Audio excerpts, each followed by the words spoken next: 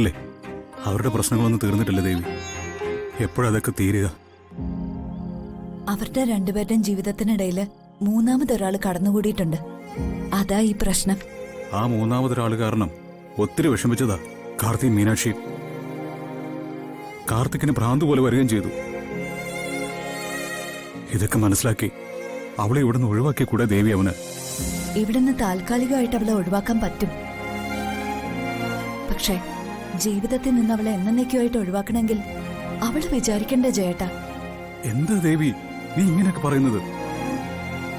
അപ്പൊ ഒഴിവാക്കണമെങ്കിൽ എന്താ ഇത്ര പ്രയാസം? ഇവിടെ ഉള്ളവരെല്ലാം ഇത്രയ്ക്ക് വിഡ്ഢികളാണോ? അവൻ കാട്ടിക്കൂട്ടിയ വഴിവിട്ട ജീവിതത്തിന്റെ എല്ലാ തെളിവുകളും കോർട്ടിൽ സബ്മിറ്റ് ചെയ്താ പോരെ? സെക്കൻഡുകൾക്കുള്ളിൽ അവന് ഡിവോഴ്സ് അനുവദിച്ച് കിട്ടും. ശരിയാണ് ജയേട്ടാ. കാർത്തിമോന് പേടി കുട്ടിയെ കോടതി അമ്മയ്ക്കൊപ്പം വിടുവെന്നാ. കോടതി ഒരിക്കലും അങ്ങനെ പറയില്ല. കാരണം കുട്ടിയെ ഉപേക്ഷിച്ച് മറ്റൊരുത്തിന്റെ കൂടെ ഒളിച്ചോടി പോയവളാണ്. ആ ഒറ്റ കാരണം കൊണ്ട് തന്നെ ഈ ഒരു പെണ്ണ് കാരണം ഏറ്റവും കൂടുതൽ വിഷമിക്കുന്നത് നമ്മുടെ മോള് തന്നെയാ, മീനാക്ഷി. അവൾ ഒത്തിരി കരഞ്ഞതും വിഷമിച്ചതുവാ. ഇനി എന്റെ കുഞ്ഞിന്റെ കണ്ണീര് കാണാൻ എനിക്ക് വയ്യ ദേവി. ജേട്ടൻ വിഷമിക്കാതെ. എന്തൊക്കെയായാലും കാർത്തി ഒരു ദുഷ്ടനൊന്നും അല്ലല്ലോ.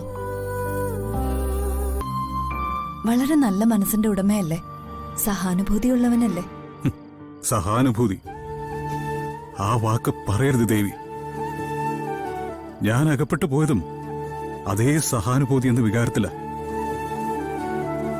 ഒരു ദുർബല നിമിഷത്തിൽ എനിക്ക് പറ്റിയ ആ തെറ്റ് ഒരു വലിയ ചതിയുടെ ആരംഭമായിരുന്നെന്ന് ഞാൻ അറിഞ്ഞിരുന്നില്ല ദേവി. പെട്ടുപോയതാ ഞാൻ, പെടുത്തിയതാ എന്നെ.